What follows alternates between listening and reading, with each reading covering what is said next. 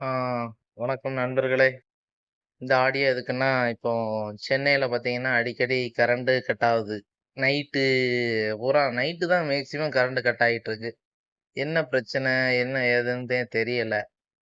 யாரோ பார்த்து யாரோ வேணும்னு செய்றாங்களா? என்ன ஏதுன்னு தெரியல. அந்த அந்த பகுதியில் அந்த தொகுதியில் உள்ள எம்எல்ஏ சார் அவர்கள் போய் அந்த பிரச்சனைய உடனே பார்த்து சரி பண்ணி விடுங்க.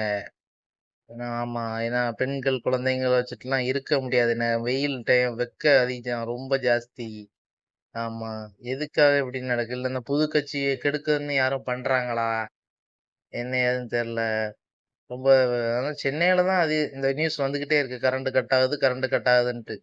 மத்த மாவட்டம் கேட்டீங்கன்னா, ஒரு கட் ஆகுதுன்னு நான் இல்லன்னு சொல்லல. ஒரு 1/2 மணி நேரம் கட் ஆகுது.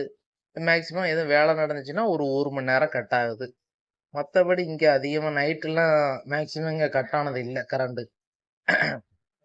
முடிஞ்சும் ஒரு எமர்ஜென்சின்னா ஒரு 1/2 அன் ஹவர் கட் பண்ணுவாங்க. ஆனா வந்துருது. அங்க சென்னையில அடிக்கடி சொல்லுதாங்க கரண்ட் கட் ஆகுதுன்னு.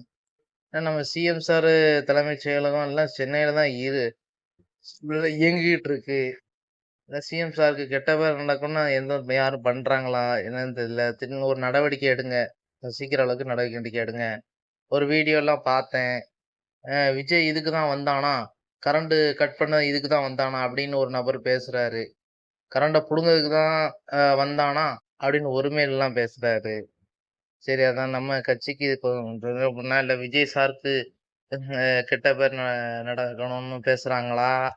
என்னன்னே தெரியல. சீக்கிரம் அதுக்கு ஒரு நடவடிக்கை எடுங்க.